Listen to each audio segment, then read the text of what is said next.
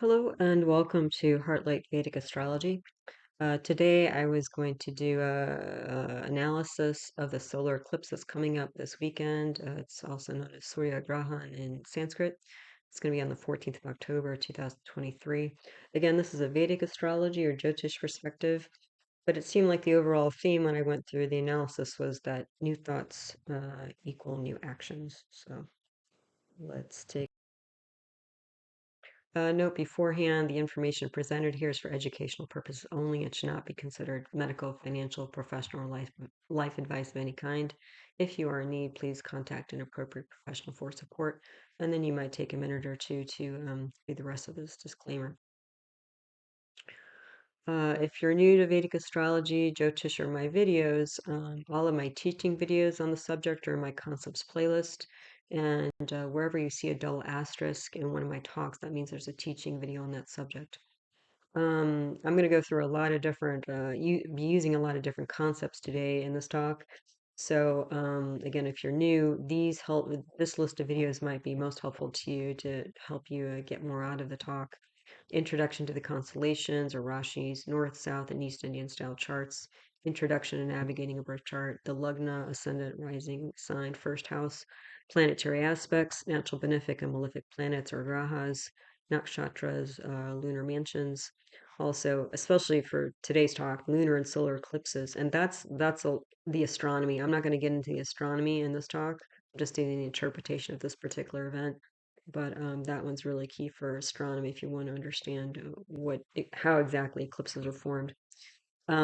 And then the other ones that I think are important are symbolism each planet. I have a whole playlist on the planets or grahas. And specifically for this talk, I would look at Sun, Moon, Rahu, and Ketu because those are the planets that create or generate an eclipse. All right, so I'm not going to get into astronomy as I mentioned, and also on that eclipse video I've done, I also include the mythology of Rahu and Ketu, the north and south node of the moon, which create the eclipses. So that's all on there. But I will mention just some general thoughts or concepts about eclipses and what kind of energy they bring when they occur. So again, Rahu and Ketu, the north and south node of the moon, respectively, they are uh, they're actually called shadow planets in Sanskrit or shaya grahas, so shadow planets, because they're actually not planets. They don't have any mass. They're actually calculations of when the sun's path crosses the moon's path crosses the sun's path. They're symbolized, Rahu is symbolized by the head of a snake, and Ketu is symbolized by the tail of a snake. And if you want to know more about that, again, look at my eclipse video because I go into the whole story of that. But Rahu generally has an energy very similar to Saturn. There's also ambition and psychic energy attached to Rahu. Ketu is a lot like Mars, being kind of a violent initiative, separatist planet. There's also a lot of spiritual energy associated with Ketu. They are shadow planets, as I mentioned. They're also natural malefics. And again, they're not true planets. So qualities associated with Rahu and Ketu are things like illusion, collusion, confusion, obsession, masked or hidden things and events, sudden, unexpected, unusual, unpredictable events, diseases. If we're talking medicine here, diseases that are hard to cure or detect, things like Lyme's disease, for example. Also, viral infections, so things like COVID, actually, mental illness, and again, things that are sudden, unexpected, unusual. So if we're talking about professions, things like magicians, spies, actors, because actors use disguises, right, to pretend, as entertainment for all of us, pretend that there's somebody else. What's also notable, I think, about eclipses is that a lot of heads of state tend to be born during eclipses, and three people that come to mind: Donald Trump, actually, King Charles of the UK, as well as Prince William of the UK. Um, they were all born during eclipses. And I think as we go through this talk, it'll become a little bit more clear as to why that might happen. But also because we're talking about, sudden, unusual, unexpected events, also things like world records and historical world events tend to happen during this time because again, it's just sometimes it always seems to me like an exercise in identifying expectations, and sometimes we don't realize that we're carrying around negative expectations, and so when something good happens, we're like, oh wow, I wasn't expecting that. Or it could be the other way if we are generally walking around positive expectations, and then something negative happens, we're like, oh, I wasn't expecting that. So it can go either way. And what I personally tend to see during eclipse season, so this can start usually, because usually eclipses happen in pairs. There's usually a solar eclipse and lunar eclipse, although sometimes you get a third eclipse, depending on how things are running in the sky. But what I find is about 2 weeks before the first eclipse, up until, so there's 2 weeks before the eclipse, the first eclipse, there's 2 weeks between the eclipses generally, and then 2 weeks after the second eclipse, if there's only two. And what I see through that whole 6 week period is that every day it just seems like something happens. I literally, I've tried this before, like literally every day. I'm like, okay, one unexpected thing is going to happen today. And it can be, in my mind, good or bad, but it's just something that's just like, oh, wow, it kind of trips up my mind a little bit, because sometimes again, I wasn't realizing that I was carrying around certain expectations. So that's a little bit of background about the general energy of eclipses, overall. And then let's look at the eclipse coming up this week. So this is a chart for the eclipse coming up on October 14th. It's going to be a solar eclipse. Again, surya grahan is a Sanskrit term for that. The exact time of the eclipse is going to be 13:55 p.m., and that's Eastern Standard Time. The day lord for that day is Saturn. The aura or the hour lord of that time is the moon.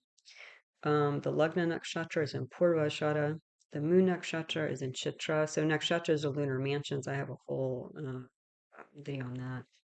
The Dasha period for this exact moment is Mars, Jupiter, Ketu, Jupiter, Mercury. And so when I just look at those planets, if I just kind of pull out one word, um, to kind of represent the planetary energy, what I see is heal, violence, and separation. And, again, I think that plays out in the deeper analysis. The other thing to mention, which, crossed my mind yesterday as I was starting to put this talk together, is that if you follow Indian culture, Hindu tradition, that sort of thing, at this current moment, we're in the last part. There's a 2 week period, usually every fall, that's called Pitru paksha. And Pitru paksha is a time for people to connect and honor, respect, forgive, heal their ancestors. So it's a pretty deep inner inner time to essentially heal energies of the past, not only through ourselves, but the energies that we've inherited, both good and bad, from the people who've come before us. Okay. And the thing is, at this exact moment of the solar eclipse, Pitru Pakshu ends and Navratri begins. So Navratri is another kind of important period in Indian or Hindu culture. And Navratri literally means 9 nights, and it's 9 nights where you're worshiping different aspects of what's considered goddess energy. So that seemed really important, just the timing of this whole solar eclipse and where it falls, because the Pitru Paksha Navratri transition they don't always occur. Literally, one ends the second or minute the next one begins. So just that, there's this, again, if you follow that and those energies, it's like honoring, healing, forgiving ancestors, and then the spiritual speaking spiritual kind of ascension, maybe. Um, so that seemed important. Anyway, let's go through the chart. Um, so we'll start at the top, as always, the Lugna, also known as the rising sign, ascendant, first house. It's the top diamond here. I always use North Indian style charts, so the Lugna is at the top. And then to count houses, like second house, you actually go counterclockwise. So, yeah. All right. So the lugna here is Sagittarius, or Danu as it's known in Sanskrit. And Sagittarius is a dual fire sign. So fire signs tend to be very active in nature, but a dual sign is one that has there's two sides to it, and so there can be two kind of dimensions of somebody. If this is a person we're looking at, it can also represent sometimes when the planets are not well placed, confusion because there's not clarity. It's some people can kind of work in almost like two gears. They have two gears, and so they kind of seem like two people. But they know like when to apply which gear, and it works well for them. Other people, they kind of slide back and forth, or there's not a clear compartment or boundary between gear one and gear two, and so they can end up getting confused and being dual-minded about things, which creates confusion. So that's important to know because again, the energies of Lugna uh, kind of infuse the rest of the chart. Um, the other thing to know is that the rising sign nakshatra, the Lugna nakshatra, is Purvashada. Purvashada, um, the symbol for Purvashada is a winnowing basket, so a basket where you kind of sift wheat to separate the grain from the husk to make it more palatable. That's also, I think, really important for the deeper energies of this chart and the analysis of this chart. Um, the other thing to know or note is that Sagittarius or Danu in the natural zodiac. So the natural zodiac is considered the world zodiac or kind of the world birth chart. And you create the natural zodiac you form by taking the first constellation or Aries and putting it in the first house. Okay. So if you do it that way, since Sagittarius is the ninth constellation of the zodiac, Sagittarius in the natural zodiac represents the ninth house. So the ninth house represents things like authority and spirituality. And that's also, I think, key for the analysis of this moment in time. So authority and religion, um, you know, are going to play out. I think we'll see here. So, what else about the Lugna? Well, we have Jupiter, a retrograde Jupiter aspecting into the Lugna. Jupiter's in Bharani nakshatra. Bharani is represented by a womb. So there's a lot of uh, energy about life cycles, death and birth, as birth actually gives kind of creates death for like especially for a first birth for a woman, she is ever after a mother. So it changes, she kind of dies to her previous life of being of not being a mother, that sort of thing. So there's this whole sort of cycle of life energy. And then it actually gets back to starts to pick up some of this energy, like I mentioned on the last slide. A lot of kings and heads of state are often born during eclipse seasons. And again, because the planets that create eclipses are the sun, which, if we're talking about people, represents the father or king, moon, which represents the mother or queen, Rahu and Ketu, which are again these kind of unusual, sort of like the jokers in a card deck, so to speak. But also Rahu represents maternal grandparents and Ketu represents paternal grandparents.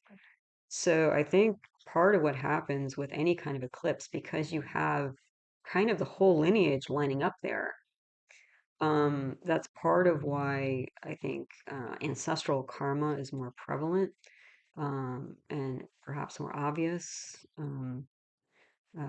Because in order to, I think, to be a king or head of state or something like that, not only does that individual person potentially have this tremendous karma that they're coming into the world with, they're also carrying the karma of their family karma. So there's a lot there. So Jupiter's aspecting, this retrograde Jupiter's aspecting, bringing that energy into the Lugna. Jupiter, I always kind of think of Jupiter as Santa Claus. It's considered the most benevolent planet. It's very high-minded. It's about balance, about fairness, about truth, about justice, about spirituality, about grace, that sort of thing. Rahu is also aspecting into the Lugna, and Rahu is currently in Ashwini. Ashwini is a lunar mansion symbolized by the Kumara twins, who are the celestial healers. And Rahu, again, is this kind of shadow planet that represents ambition. So I think there is this ambition to heal, is what I'm seeing here between these two aspecting into the Lagna. But what I was getting, especially because we have this dual sign Lagna, and we have this kind of winnowing basket, there's this like churning processing that's going on. Rather than getting what I usually get when I look at these charts are kind of more clear indications of what the energies are. And what I was getting more with this chart was I was getting questions. Because also Sagittarius represents things like philosophy and higher education and, spirituality and things like that. So um, it just seemed like there was a lot of questioning and sorting through questions that's central to the whole energy of this chart. So I was getting questions like, what do we do to fix this? And what's the truth, or what's the best way forward? And how do we do better than our ancestors? So again, weaving together um, ancestral karma um, with, um, creating better outcomes, better life, I think all around. The other thing to know that I think is important is Rahu, this planet of uh, that is actually becoming more unstable, because it's actually, you can see here at the time of the eclipse, it's going to be less than a degree. It's in the final degree, or the first degree of Aries. And so Rahu and Ketu are both going to be unstable. So there's even more kind of instability during this time. And Rahu, this planet, is both on the Lagna, so the rising sign, as well as the Lagnatia, the ruling planet of the rising sign. So that's going to bring even more illusion, delusion, confusion, instability to this whole chart and whole moment. Yeah. Um, yeah, and also lack of optimism, because Jupiter represents optimism. And not only is Rahu close to Jupiter here in the same house of Aries, but we have this massive retrograde swa, or Saturn in its own house, aspecting this Lugnatia, Jupiter. And we have Mars, which is combust, pretty close to K2, so a lot of instability, violent energy, aspecting Jupiter as well. And Mars, when it aspects Jupiter in Aries, Mars is actually um, shining energy into its own house. So the house in which Jupiter and Rahu sit are going to be, I would say, Mars dominated, very closely also dominated by Saturn, because with Mars aspecting into its own house, it brings a lot of strength and Martian energy, and then Jupiter's just massively strong. So, so Jupiter's really underwater here with these three strong and unstable malefics on top of it. So it's going to be hard to maintain optimism at this point. The Lugnatia, Jupiter has gone to the fifth house, which is a Dharmasthana. A Dharmasthana is a house of duty. So again, I think this is why these questions are being generated. Like, what's mine to do? What's my duty in all of this? Yeah. The other thing is that Jupiter is in the fifth house. When we have Jupiter in the fifth house, that creates what we call a karako bhavanasha. And that can indicate issues. Jupiter represents the guru or teacher, and the fifth house represents counseling or advice. So there can be issues with spiritual direction. It could also be issues with children, because Jupiter also represents children. And actually, I think these things are, as we'll see, woven together as we get deeper into the analysis. So since we're looking at Jupiter, we might as well talk a little bit more about the fifth house, and then we'll go through systematically through the chart. But the fifth house, where you see Jupiter and Rahu here, Jupiter's retrograde, there's some strength there. Rahu is Sundhi, so it's in the first or last degree, making it unstable. And then we have the aspect of this combust Mars. Mars is in Swati. Swati is a nakshatra that's symbolized by new grown grass blowing in the wind. So I always see a very restless type of energy when I see people who have placements in Swati. Like literally, they're very anxiety, um, um, just ridden. Like you can sometimes literally see them shaking, or they're always talking about things, worrying about things. It just, they can't kind of escape it, because there's just this, I think, general instability with that nakshatra. And since Mars represents action, there's probably this instability in terms of what to do and what new things to do, because again, it's new grown grass. It's not stabilized yet. But Mars is combust, so this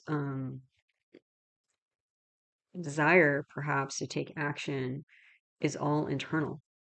Because when a planet is combust, it's so close to the sun that you can't see it because the sun's light eclipses the planet. So the external qualities of that planet are not seen. And what's also interesting about this chart is that so we have 9 planets here, the classic planets, and you can only see 3 of them. So Saturn you can see. Rahu is invisible all the time. That's the hidden aspect or quality of Rahu. Jupiter you can see. Venus you can see, but Mercury, Sun, Moon, those are all eclipsed. Mercury's combust, Sun is eclipsed, the Moon is new. So there's no light in this 10th house. Then you have K2, which is always, hidden, and Mars is combust. So, again, what that's drawing the attention to is that this moment in time is really a deeply internal um, moment. And so already we're seeing in the Lugna a lot of questioning. So there's a lot of deep reflection going on, asking about what is the best direction, what is my duty in this situation. Um,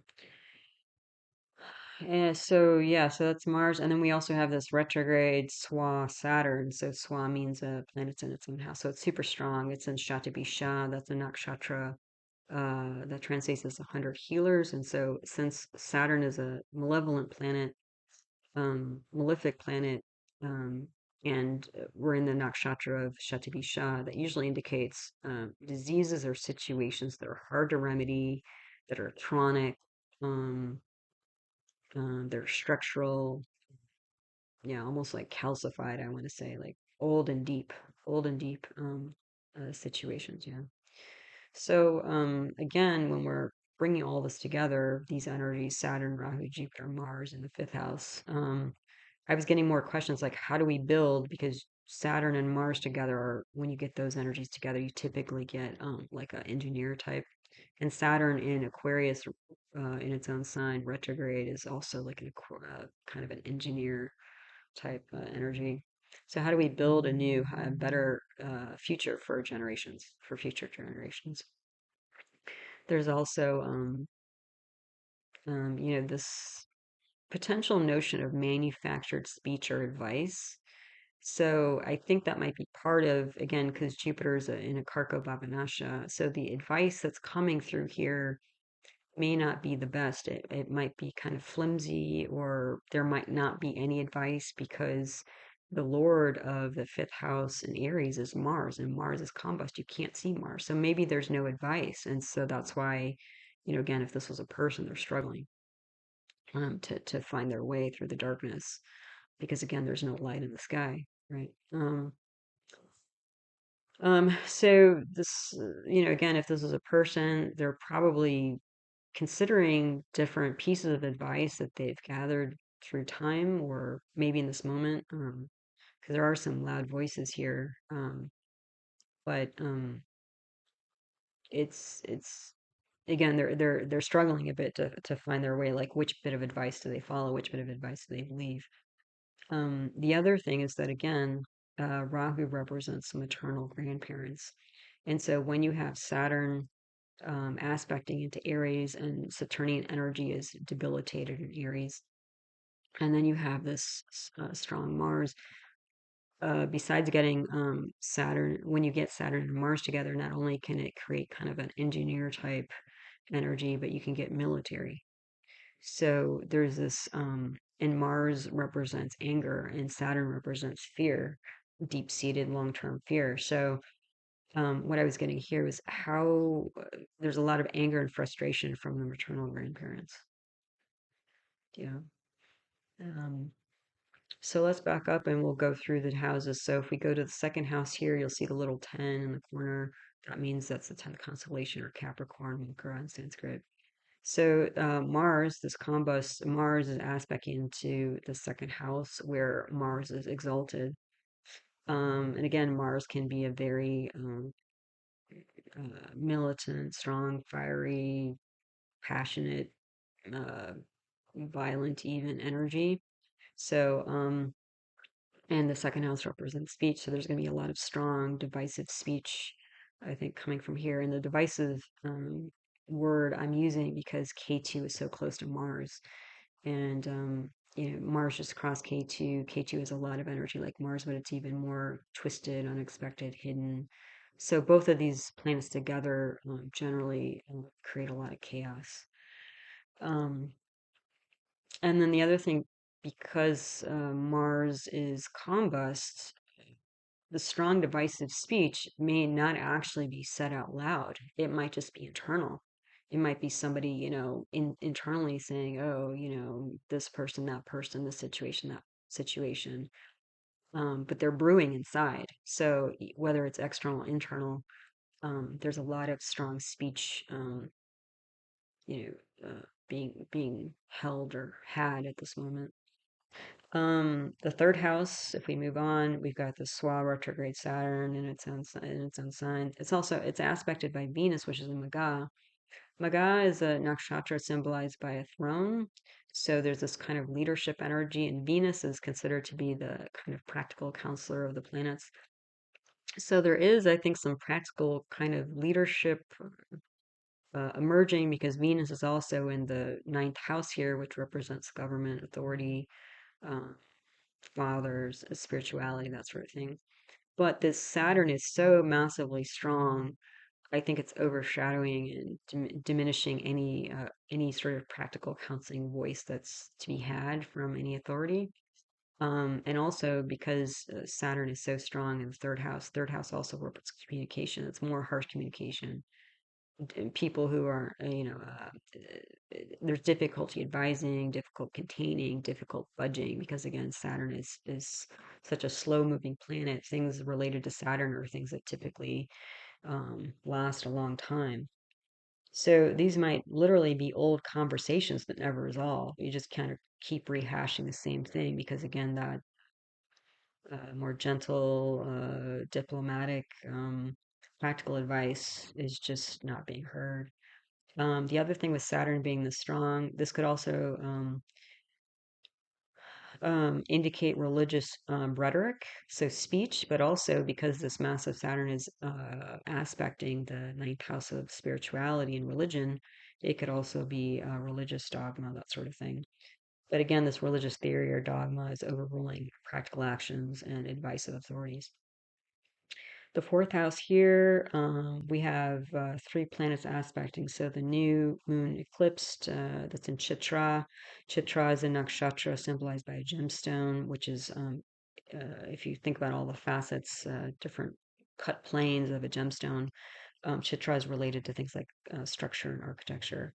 There's also an eclipsed sun in Chitra. So again, we're talking about structure here.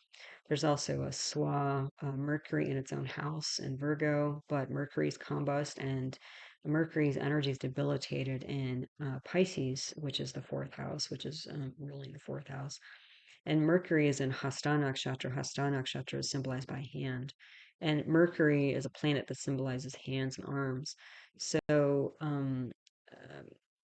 we've got again moon, mother, son, father in the fourth house representing home and ancestral lineage. So again, we're getting this whole kind of ancestral energy coming up again. But the mother is not seen, but there's still some structure there, and as well as a father. And then again, Mercury, even though it's super strong, in the 10th house here of work, but also the 10th house can represent daily activity because the 10th house is associated with high noon, so things that we do in the middle of the day that are obvious, kind of in the light of day. Um, and because Mercury's debilitated in the 12th house, uh, this is about the energy I got here is ancestors who have no voice and no ability to control their situation. Like they feel they're kind of at the mercy of circumstances. And Mercury also represents communication, so no voice. It also represents decision making, rational thoughts, actions, that sort of thing. Um, And so, what's interesting too is that Mercury, sometimes when I see Mercury in its own sign in a person's chart, they might have a tendency to become Buddhist or have interest in Buddhism. And I think that might be because Buddhism as a discipline um, has a lot of, includes a lot of meditation and observing the mind and working with the mind. Uh, so, um, yeah, anyway, that'll come up more later. But again, the fourth house, I was just seeing more frustration with ancestors having no voice or ability to control circumstances. The fifth house I already talked about in depth. The sixth house is aspected by Mars. The sixth house represents obvious enemies, and Mars is a planet that represents enemies. And again, the energy of Mars can be violent, erratic, that sort of thing. So the sixth house can also represent daily routines. So it seems like what the energy here is in the sixth house is there's kind of erratic, violent energy that's disrupting steady life for this person. Yeah, and also it could be a violent threat of enemies, but also since Mars is combust, it could also be that the enemy is within. So again, we're getting this more internal energy. Yeah. So those are the first houses. We'll move on to the others on the next slide. So this is the same information. It's just the notes on the right are just to finish up the other houses. So if we look at the seventh house, the seventh lord is the Swa combust Mercury. Um, and so again, because Mercury's combust, relationships may be strong internally but not seen. And because Mercury is in its own sign of Virgo, Virgo is an earth sign. It's a very practical sign. It's when I see Mercury in Virgo, I always think of like efficiency manager or like a Marie Kondo, the Japanese woman who was famous the last few years, and she's like a tidying expert and just that sort of thing. I kind of think of that kind of energy of being very organized and down to earth and practical and that sort of thing. Um, so the thing is, Mercury sitting in the 10th house is it's kind of pulling energy from the seventh house into the 10th house. So when I put all this energy together, what I see is that the internal work here is about internal cleansing and internally like organizing, bringing organization to chaos related to relationships is what I'm seeing here. Um, then the eighth house, the eighth lord is moon, so it's eclipsed. It's a new. So again, eighth house is related to, um, again, death, chronic illness, that sort of thing. So a lot of things that most people want to avoid. It's considered a negative house. But the ruling constellation for the eighth house here is Cancer, which is related to home and emotions. And so again, there's this kind of absent energy or eclipsed energy of the eighth house. And the eighth house also represents deep psychology. So again, it's sort of like what's to be done. Again, it's more questions rather than a clear direction. Um, but that's work to be done. I think is to figure out a new mental process that will help move forward rather than coming up against the same old problems, conversations, that sort of thing. So again, there could be, because it's Cancer here and the new moon is eclipsed, there could be weaker instability in the home. The ninth house, I sort of mentioned already, we have the Venus there in Magha, aspected by a retrograde Swati. Saturn, Jupiter is also aspecting, Rahu's also aspecting, and the ninth lord sun is eclipsed. So this could be an attempt again to rule by diplomacy or find a compassionate way forward, but it's overwhelmed by unforeseen or past experiences of sadness. The leadership may not be visible because again the sun is eclipsed. And so I think the directive here, or the advice here, the kind of what this energy is pointing to is it's important right now if there's a lack of leadership or clear thought or clear um, uh, kind of framework in which that's available to guide this person through the darkness, they have to find the light within. So it's an inside job. Again, it's an internal process that needs to happen to bring to create forward movement here. The 10th house, I've already mentioned a bit, Swa, compass, Mercury, or rational mind, organizing, that sort of thing, eclipse, moon, and sun. So again, this is about rectifying thoughts, bringing order to chaos, but also rectifying thoughts and decisions of parents. Because again, we have moon, sun, mom and dad. Mercury is about rational thought, decision making. So this is about bringing, if mom and dad, ancestors were not particularly adept at thinking clearly and um, having tools or frameworks that were helpful to them during uncertain times, that this moment in time is here to um, essentially bring that forward for this person. Yeah. And again, the ability to recover the um, to the way that we act and speak in relationships, because again, Mercury is the lord of the seventh house of relationships. The 11th house here, we have this combust Mars, it's sun and a Sunday, unstable K2 and Chitra, aspected by Jupiter and Bharani.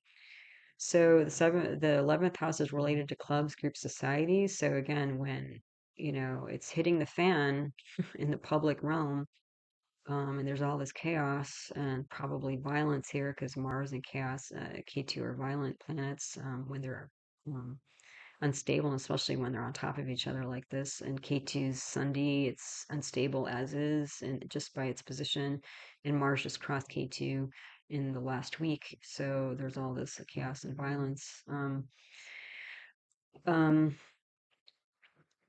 this could also be a disruption of livelihood because the 11th house represents income. So again, the um, mandate here, and sorry, let me back up. So the 11th lord is also Venus. So again, getting back to this attempt by authorities or to work through diplomacy um, and just sound kind of practical advice.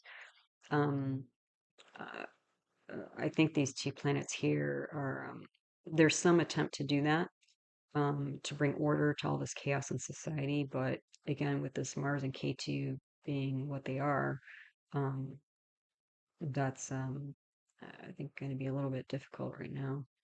And then we have the 12th house here. Again, this is a house of loss, and I think there are going to be chaotic losses here because, again, the 12th house lord is Mars, so this combust Mars that's conjoined or associated with K2, a Sunday K2. So I think this chaotic loss related to money, related to social loss, that sort of thing, it's going to fuel the fires here. Um, so making things more unstable. So that's a lot of questioning and chaos and trying to find a way through all this. That's kind of what's on tap here. And so actually what came to mind beyond the astrology was because there's this kind of, what do we believe? What do we see? What do we believe? The first thing that came to mind, since I'm a yoga instructor, analogy that we use or go to a lot in the yoga world is this analogy of, like, let's say there's this man and he's in a movie theater and he's watching the screen, a movie on the screen, and he sees his dog and he likes dogs. And then for some reason in the movie, there's a person with a stick hitting the dog. And so if this man were to stand up and start pointing at the screen and yelling at the screen like, "Hey, stop, hitting the dog," that would be pretty ineffective because the man's actions are externally um, kind of derived and externally focused and directed. What the man needs to do if he wants to see, the dog not getting beaten up, is he needs to go and change the movie that's being played. And so that's an analogy for the movies that are being played in our mind. A lot of times our reactions to things are about old habits, old experiences, and not even our experiences or old thoughts, but the things that we've inherited from other people, whether they're friends or mom and dad or grandparents or whoever were around. And so we're responding or reacting to that rather than going within ourselves and changing the tape or changing the reel.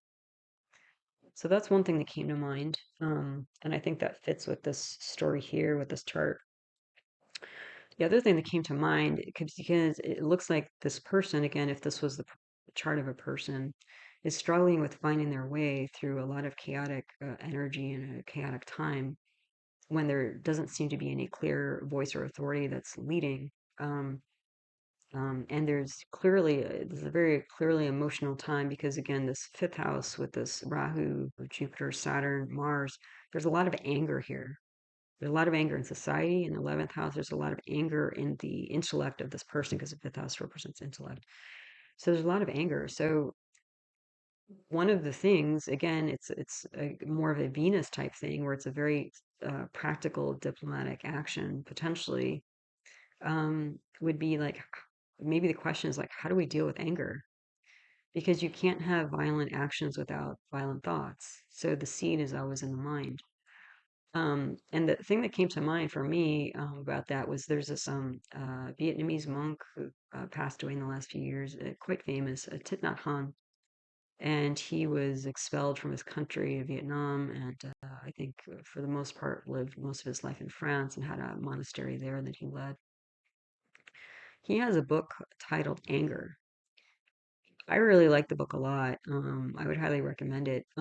It's a very simple book that offers very simple things to do to help people when they're dealing with anger. So just simple meditations of rather than reacting or responding to anger, because anger is such a harsh, fiery energy. And it's not that anger is bad or wrong, it's an energy, it's something that draws our attention. But the thing is, it's how do we respond to the anger? How do we work with this energy of anger? And he gives very simple practices to work with anger so that we're not generating more anger in us and around us. We're diffusing it. So that book I think can be very helpful. The other thing is that I remember watching one of his talks. I think it's on YouTube, so you might find it somewhere on YouTube. Where there's this young person. I don't know if they, like I want to say 10ish, 11ish, not quite a teenager, maybe a preteen. Um, young boy who came because people would go up to him and ask him questions, and he's like, you know, he would ask this monk, Thich Nhat Hanh, like, I get angry, and what do I do with my anger? And it was interesting because I thought he was going to give him some practices like from his book on anger, but actually what he was telling this boy um, was that sometimes our anger isn't even ours. Sometimes, especially because he was a young person, you know, maybe the young person, this kid had a lot to be angry about, but sometimes again it's a energy or a habit or a pattern of behavior that's been picked up from other people and maybe even just kind of energetically or karmically through the parents or the lineage, the family lineage. So that I thought was pretty revolutionary in thought. And so again, those sorts of thoughts or perhaps the new sorts of thoughts or new sorts of actions, practical actions somebody could take to help them through a very tough, chaotic period or time in their life. Yeah. So, um, yeah, let's look a little bit deeper at the subcharts here. But so again, because it seemed like it was all about relationships and family lineage and ancestors and stuff like that for the most part, I looked at the subzodiacs or amshas for this chart. So I pulled up the D9, the Navamsha, that's about relationships generally. I looked at the Dwadashamsha, the D12, that's the chart, subchart for parents and grandparents, and also the D7 Saptamsha for children. So let's look at the top here. That's the Navamsha, the D9. This is relationships generally. And I also put on here the current dasha just to remind us what planets are being kind of activated at this time. So it's Mars, Jupiter, Ketu, Jupiter, and Mercury. So I circled those planets in the D9 so we can kind of focus there. But what I was seeing in this chart was that, again, militant speech, disruption, work, and the work is related to retreating and meditating. So let's look at that. So Mars is the Mahadasha, the main dasha. Mars is in the third house it's a negative house. It's with Saturn. So again, Mars and Saturn together, engineering energy, military energy.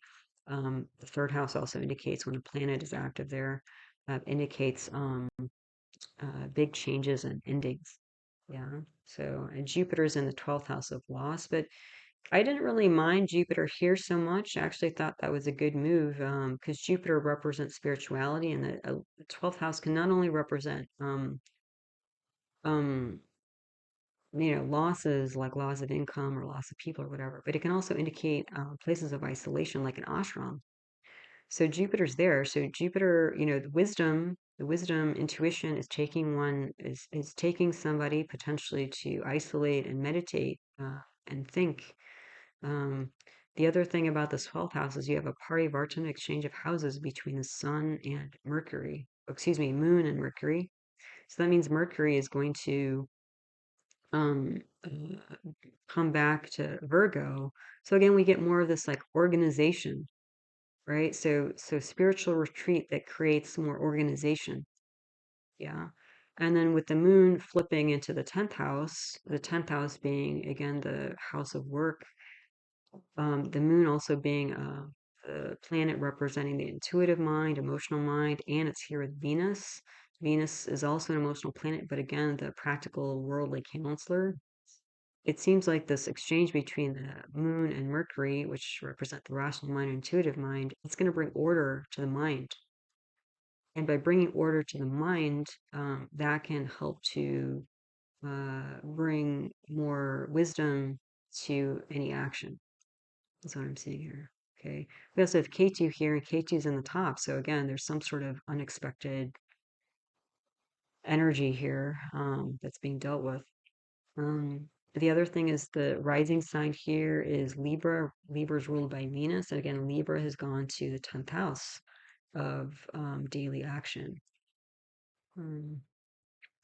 So that's what we're seeing here with relationships in general is that there is distress, but the what looks like is helping is retreating and meditating and bringing order to the mind before, again, bringing any action outwardly, externally.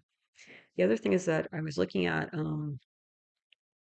the current dasha is Mars, Jupiter, Ketu, Jupiter, and Mercury, but it's shifting quickly over the next few days after the eclipse. So on October 16th, the planets are going to shift to Mars, Jupiter, K2, Saturn. And what's interesting is that Saturn, right after the eclipse, Saturn is shifting nakshatras from Satabhisha, which is 100 healers, something that's difficult to heal, to Dhanistha. Dhanistha is symbolized by the drum. So since Saturn is structure and the drum Dhanistha energy is all about rhythm, this is about establishing a new rhythm. Um, so that I thought was actually hopeful in a way. The other thing is that Saturn is currently retrograde. It's going progressive on November 4th, so just around the corner in about a month. So it seems like the next few weeks are all about creating a new um, order, a new rhythm, and then moving forward with a new structure. Yeah. So on October 19th, the Dasha is going to switch to Mars, Jupiter, K2, Mercury. And actually, on that day, I believe Mercury is crossing K2. So Mercury being the rational mind, decisions, speech is crossing K2, this planet that represents, um, change, separation, that sort of thing. Unexpected. It seems like the energy here is going to be on October 19th. There's going to be a release of old thoughts and ideas, kind of uprising within the mind, the rational mind. Um, This could even be like a K2 represents spiritual energy. This could even be like somebody starting a new like meditation practice, for example. It could be that. And that's part of the release of old thoughts, is like the way to create new thoughts is to change our mental habits through practices like meditation. October 22nd, the Dasha is going to switch to Mars, Jupiter, Venus, Venus. So that's kind of nice because, again, Jupiter and Venus are the two great benefics. We're still in this Martian energy, but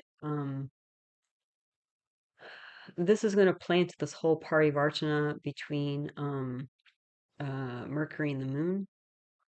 And again, Jupiter is the spiritual planet. Venus is the practical advisor. Excuse me. Jupiter is the spiritual advisor. Venus is the practical advisor. So there's going to be more practical, diplomatic, spiritual thoughts and energy being brought to this whole situation, these relationships. Um, then if we move down on the bottom left side, the Shamsha, the D12, this is about parents and grandparents. So again, Mars, if we look at Mars first, since that's the Mahadasha, the main planetary period, it's in a negative house, sixth house of enemies. Mars is super strong. It's in Capricorn where it's exalted.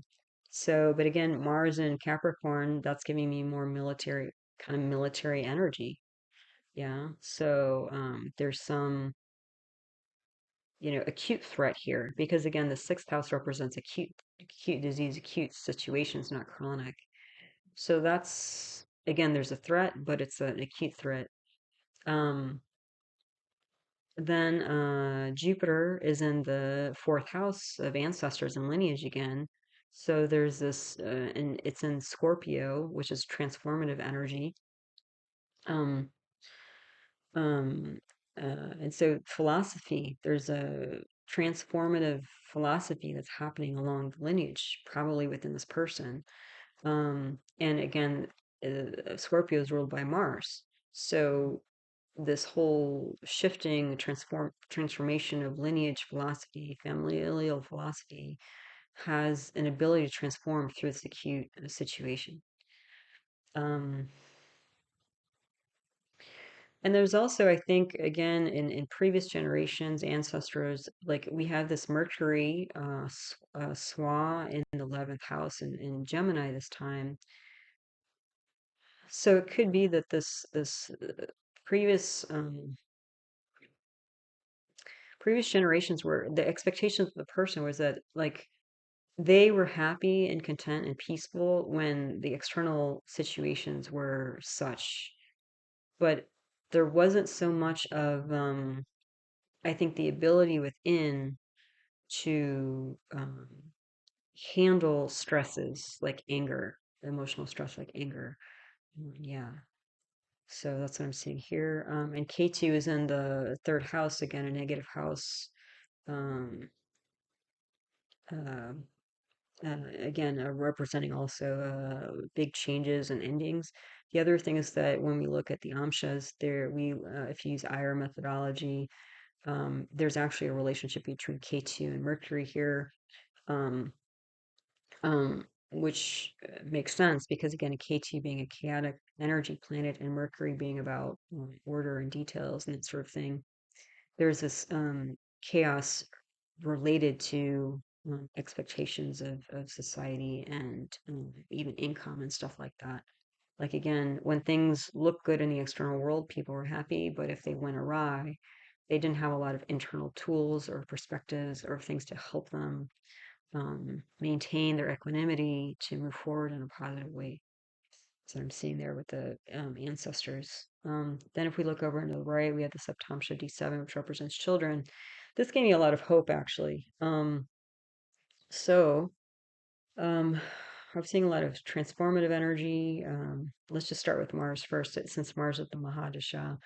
Mars in this chart, look, it's in the seventh house of relationships in its own sign of Scorpio. So this is going to be strong, transformative, but positive transformative energy in the realm of relationships.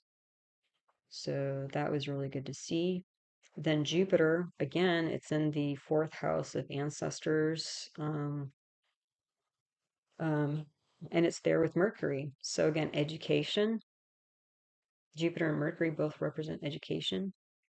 And there's a parivartana between the Sun and Mercury. So Sun is here. So not only is there a education here along the ancestral line, but there's going to be spiritualization with Jupiter and Sun together in the 12th, in the fourth house.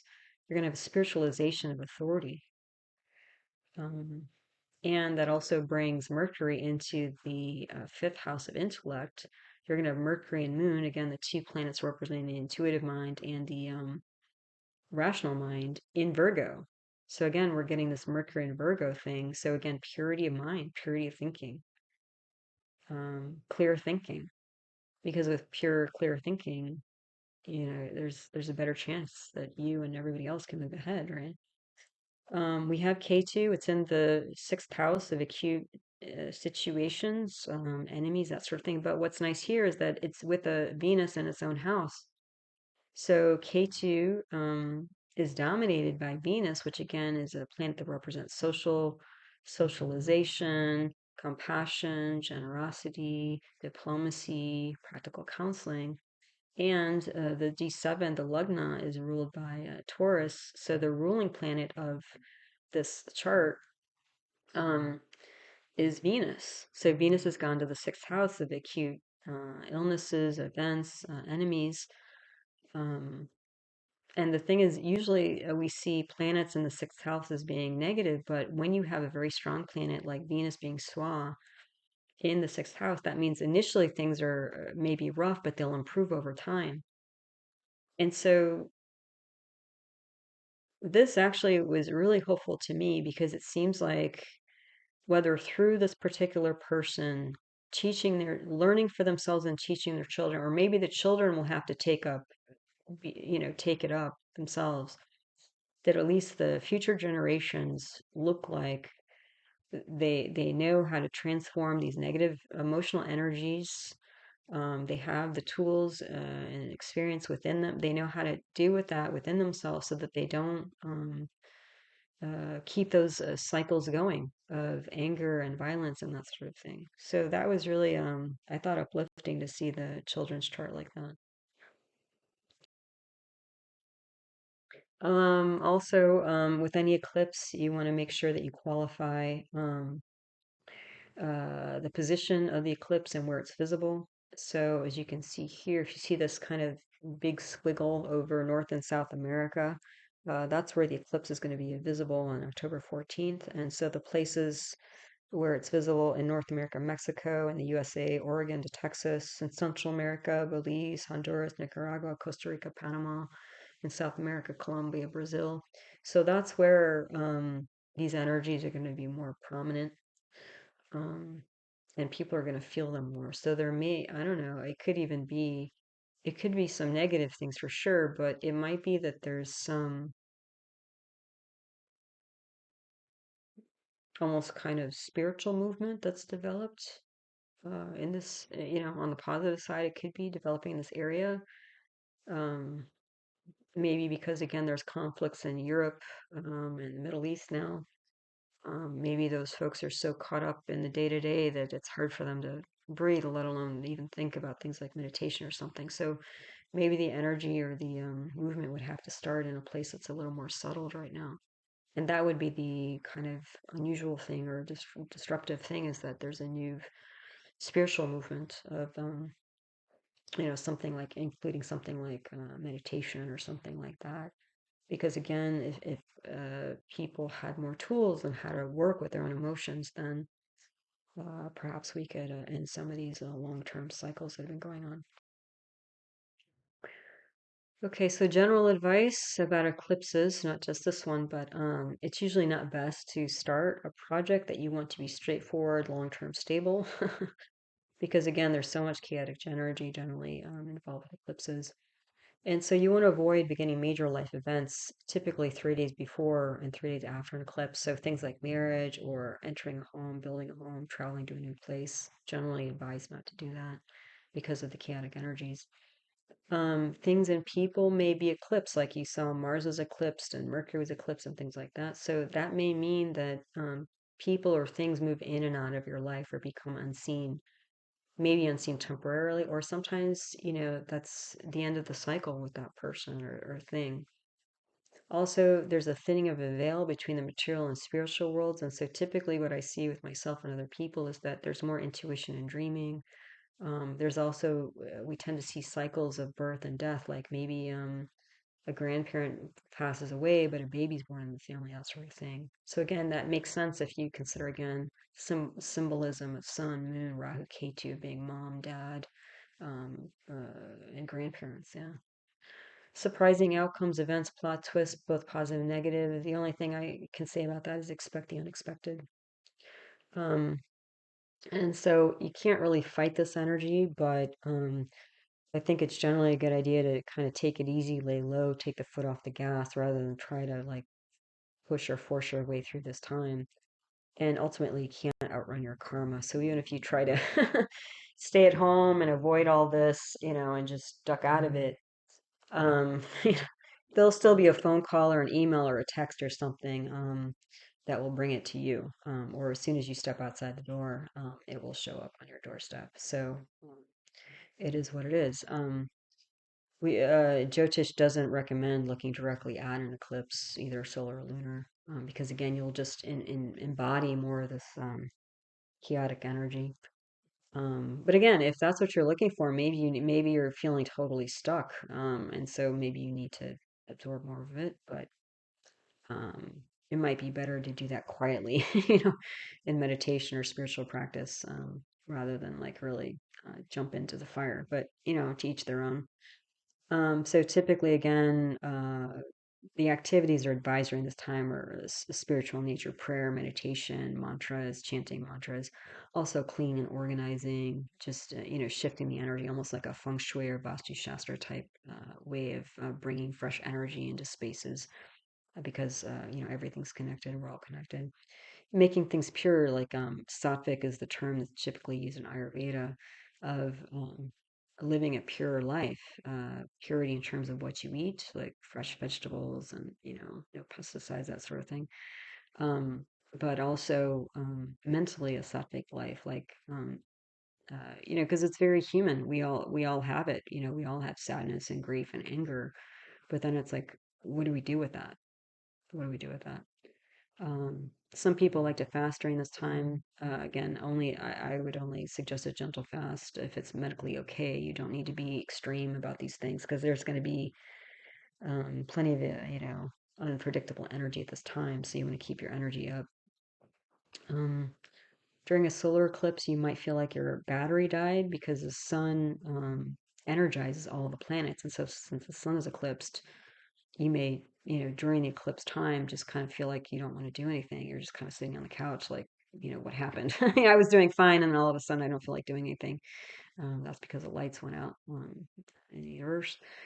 Lunar eclipse, that's especially emotional. You might see really deep, I mean, you can see them on either type of eclipse, but especially with the lunar eclipses, deep psychological or emotional epiphanies can come through. In the Western perspective, again, I'm not an expert on Western, astrology, but I have heard some Western astrologies talk about eclipses being kind of a course correction to get you back on your true path. And I think there's truth to that. So I just offer that to you in a very humble way, since again, I'm not an expert on Western astrology, but just more information that's hopefully helpful to you. Okay, so that's the solar eclipse coming up, 14th of October, just around the corner. I hope you found this analysis useful, helpful, interesting as you navigate this and other energy cycles of your life. So take care, stay grounded, and we'll talk to you next time. Namaste.